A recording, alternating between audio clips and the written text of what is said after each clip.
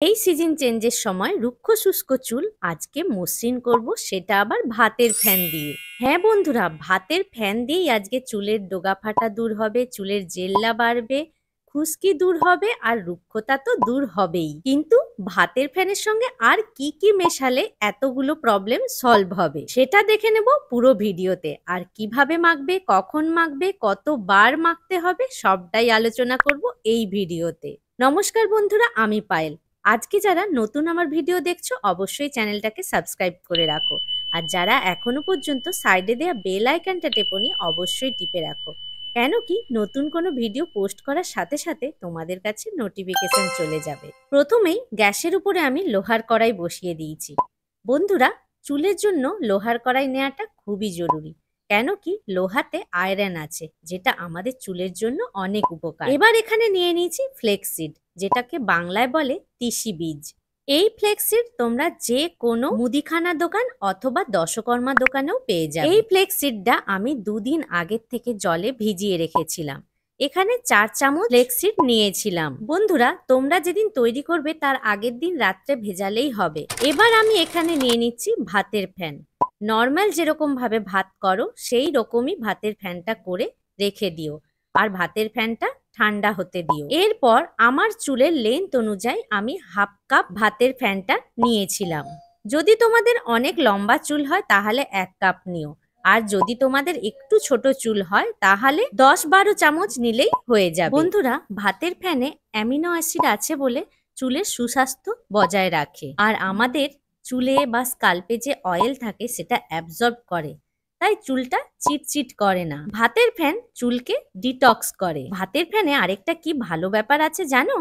চুলের গোড়া থেকে ডোগা পর্যন্ত ভলিউম দেয়। বন্ধুরা, এই কিছুদিন আগে আমি একটা পোস্ট করেছিলাম যেখানে একটা তেল তৈরি করেছিলাম চুল গজানোর। সেখানে কারি পাতা, মেথি, কালো জিরে এগুলো ব্যবহার করেছিলাম। সেই ভিডিওটা তোমরা অবশ্যই দেখো, কেন কি এই 3টে জিনিসই এখানে দিয়ে দিলাম। 1 মুঠো কারি পাতা ছিল, 1 চামচ মেথি ছিল, আর 1 চামচ কালো জিরে ছিল। সবগুলো জিনিসকে খুব ভালো করে ফুটিয়ে নেব। মোটামুটি এটা 7 থেকে 8 মিনিট আমি ফুটিয়ে নিয়েছিলাম, আর মাঝে মাঝে একটু দেখে নিচ্ছিলাম হাতে নিয়ে। ফ্লেক্সিড যেহেতু আছে, একটা তার তার ব্যাপার আসবে। যখন দেখবে যে তার তার এরকম একটা ব্যাপার এসে যাচ্ছে তখন বুঝবে এটা হয়ে গেছে। এরপরে গ্যাসটাকে বন্ধ করে কিছুক্ষণ ঠান্ডা হতে দেব। আবার একদম প্রচুর ঠান্ডা হতে দেব না, কেন ফ্লেক্সিড একটুতেই জমে যায়, তখন আমরা মিক্সিং গ্রাইন্ডারে এটাকে পেস্ট করতে পারবো না। হালকা গরম হালকা ঠান্ডা এরকম অবস্থাতে ভালো করে ব্লেন্ড করে নেব। বন্ধুরা, ভাতের ফ্যানে ভিটামিন, মিনারেল, অ্যান্টিঅক্সিডেন্টে ভরপুর, তাই চুলের পুষ্টি ও আর্দ্রতা বজায় রাখে। এছাড়াও চুলকে আর মাথার স্কাল্পকে ভীষণ ফ্রেশ ও ক্লিন রাখে, চুলকে হেলদি করে, তার সাথে চুল পড়াও বন্ধ করে। এরকম অবস্থাতে আমরা একটা পাত্রে এটাকে ঢেলে নিলাম। বন্ধুরা, ফ্লেক্সিড চুলের জন্য খুবই ভালো, কেন কি চুলের ফলিকলকে নারিশ করে, আর চুলের ওই জন্য গ্রোথ আনে, চুল পড়া বন্ধ করে, চুলের গোড়াকে শক্ত রাখে, আর খুশকিও দূর করে। আর দেখবে চুলের প্রচুর উজ্জ্বলতা আসে এই ফ্লেক্সিডের জন্য। এছাড়াও চুলে ময়শ্চারাইজার দিয়ে রুক্ষতা দূর করে, স্কাল্পে যে চুলকুনি হয় সেটাকেও রোধ করে। এবার দেখো, আমি আবারও ভাতের ফ্যানটা এখানে নিয়ে নিচ্ছি। যেই পেস্টটা আমি বানিয়ে রাখলাম, যদি মনে হয় প্রচুর টাইট হয়ে গেছে, চুলে মাখতে পারবে না, তখন তোমরা এখানে হাফ কাপ মতো ফ্যান নিয়ে নেবে। এখানে আমি কিন্তু 2টো মাথায় মাখার মতো হেয়ার প্যাকটা তৈরি করছি, মানে এটা আমার চুলের জন্য অনেকটাই। তাই তোমরা ভেবো না এটা শুধু আমারই মাথার জন্য। সবগুলোকে খুব ভালো করে নেড়ে নেওয়ার পর এই রকম একটা ব্যাপার দেখতে লাগবে, খুব মোটাও না আবার একদম পাতলাও না, কেন কি ভাতের ফ্যান আবার চুলে মাখার পর গড়িয়ে গড়িয়ে পড়ে যাওয়ার চান্স থাকে। এবার দেখে নিই এটা কিরকম ভাবে মাখতে হয় আর কতবার সপ্তাহে মাখলে উপকার পাবো। প্রথমেই আমরা একটা মোটা দাঁড়া চিরুনি দিয়ে চুলটাকে ভালো করে আঁচড়ে নাক বরাবর একটা সিঁথি একদম পিছন অবধি কেটে নেব। এবার একটা তুলো নিয়ে নিয়েছি। বন্ধুরা, তুলোটা একটু বড় পরিমাণ নিয়েছি। যদি তোমরা তুলোর সাহায্যে এরকম একা একা মাখো তাহলে দেখবে মাখতে সুবিধে হয়। মাথার সামনে বাঁ হাত দিয়ে আড়ি কাটবো, আর ডান হাতের সাহায্যে এভাবে লাগিয়ে নেব পুরো স্কাল্পে। বন্ধুরা, ফ্লেক্সিড কিন্তু আমাদের স্কাল্প ত্বককে প্রচুর হাইড্রেট করে।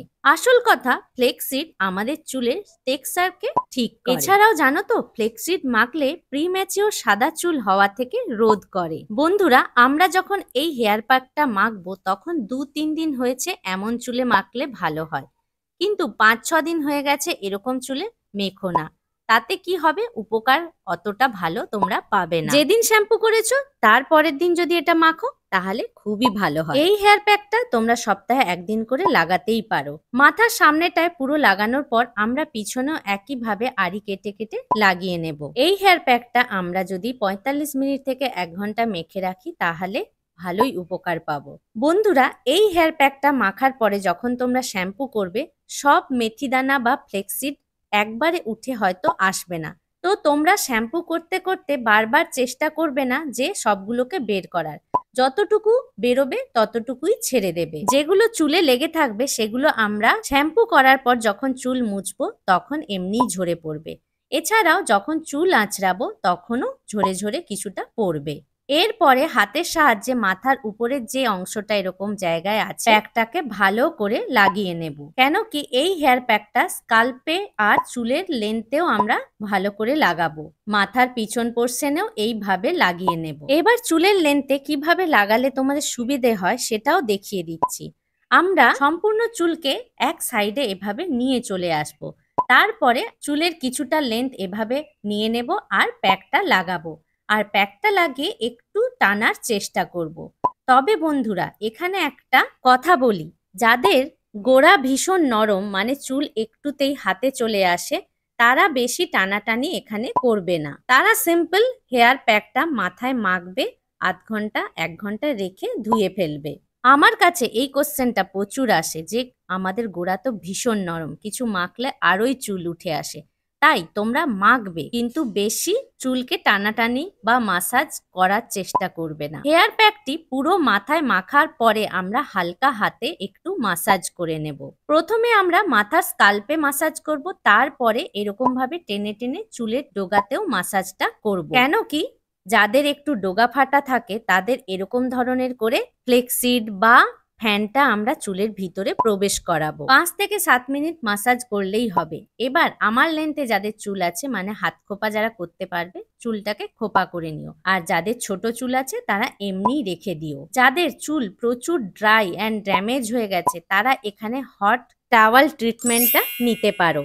মানে একটা তোয়ালাকে গরম জলে চুবিয়ে 5 থেকে 7 মিনিট মাথায় মুড়ে রেখে দিও। তারপরে এরকম কোনো পলিথিন বা শাওয়ার ক্যাপ দিয়ে মাথাটাকে ঢেকে রাখবো। বন্ধুরা, একবার হলেও এই ট্রিটমেন্টটা বাড়িতে করো। কেন কি, চুলটা আমার প্রচুর মসৃণ আর নরম হয়ে উঠেছিল। আর তোমাদের যদি ভিডিওটা একটু ভালো লেগে থাকে অবশ্যই লাইক, কমেন্ট আর শেয়ার করো। পরের ভিডিওর জন্য একটু